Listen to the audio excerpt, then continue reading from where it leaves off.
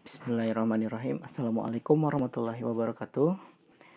Halo anak-anak, bertemu lagi dengan Bapak di pembelajaran IPA pertemuan ketiga. Hari ini kita masih membahas tentang sistem reproduksi manusia, khususnya di siklus menstruasi, fertilisasi, dan proses kehamilan. Tujuan pembelajaran kita kali ini yang pertama memahami fase dan proses yang terjadi pada siklus menstruasi. Kemudian memahami proses fertilisasi dan memahami fase perkembangan saat kehamilan. Nah, masih bersama Bapak Anjar Darajat ya. Kita mulai untuk yang pertama yaitu tentang siklus menstruasi. Oke, menstruasi ini merupakan proses luruhnya dinding rahim atau endometrium yang sebelumnya ini sudah menebal untuk mempersiapkan kehamilan ya.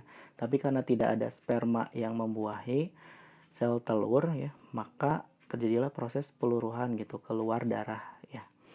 Menstruasi ini dimulai sejak masa puber, itu kira-kira sekitar usia belasan tahun hingga menopause sekitar usia 45 tahun ke atas. Nah, siklus menstruasi normal ini terjadi setiap 28 hari dan ini dibagi menjadi beberapa fase. Yang pertama ada menstruasi ya, fase menstruasi, kemudian fase proliferasi atau ovulasi, ketiga fase ovulasi, dan keempat fase sekretory atau pasca ovulasi. Kita lihat apa yang terjadi di fase-fase siklus menstruasi ini. Yang pertama ya, fase menstruasi terjadi pada hari ke-0 sampai hari ke-7. Nah, di sini terjadi proses peluruhan dinding rahim, kemudian darah menstruasinya keluar ya. Keluarnya melalui vagina. Nah, selain itu juga terjadi proses pemicu perkembangan folikel primordial ya oleh hormon FSH. Nah, folikel ini berkembang di ovarium. Kemudian hari berikutnya ke-8 sampai ke-12 ada fase proliferasi atau praovulasi. Di sini folikel berkembang kemudian menghasilkan hormon estrogen. Nah, estrogennya dia akan memicu menebalnya dinding rahim. Dinding rahim mulai menebal lagi setelah luruh. Nah, kemudian dihasilkan juga hormon LH oleh hipofisis. Kemudian di fase ovulasi hari ke-13 sampai hari ke-15. Nah, LH yang dihasilkan tadi dia akan memicu proses pelepasan sel telur dari folikel de Graaff atau folikel yang sudah matang. Ya, memang ovulasi itu artinya pelepasan sel telur. Nah, saat masa-masa ini adalah masa subur bagi wanita gitu. Nah, kemudian berikutnya fase sekretory atau pasca ovulasi. Pada fase ini folikel berubah menjadi korpus luteum, kemudian menghasilkan hormon progesteron, dan progesteronnya digunakan untuk memicu penebalan dinding rahim bersama estrogen untuk menyiapkan kehamilan gitu. Jika ada embrio yang akan menempel di rahim. Kalau tidak, maka akan balik lagi ke fase menstruasi di awal. Oke. Nah, selanjutnya ini adalah fase siklus menstruasi ya. Ada hormonnya. Jadi hormonnya secara berurutan FSH, estrogen, LH, kemudian progesteron. Nah, kemudian siklus di ovarium dari mulai folikel primer atau primordial berkembang matang menjadi folikel de Graaff, melakukan pelepasan sel telur, berubah menjadi korpus luteum, berubah lagi terakhir menjadi korpus albikan.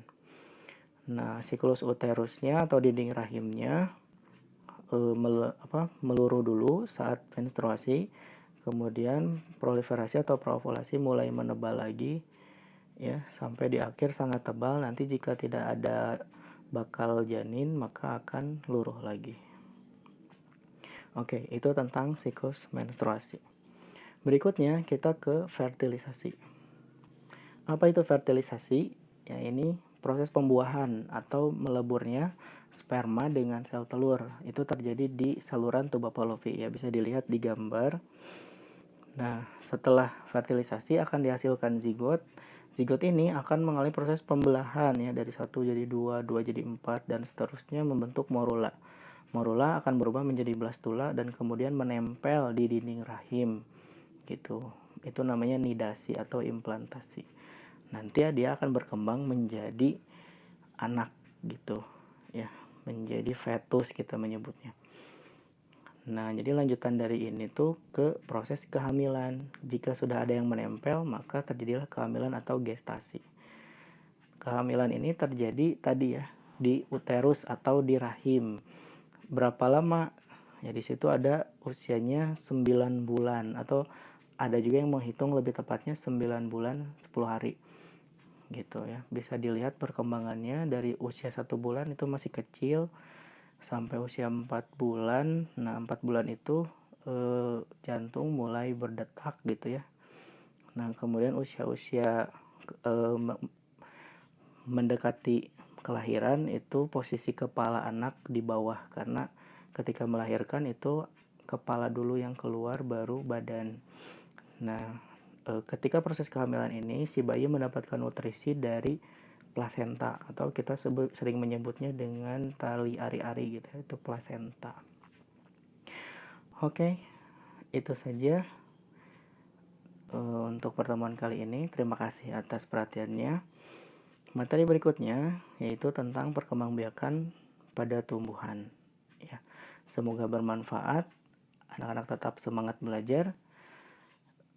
Terima kasih. Wassalamualaikum warahmatullahi wabarakatuh.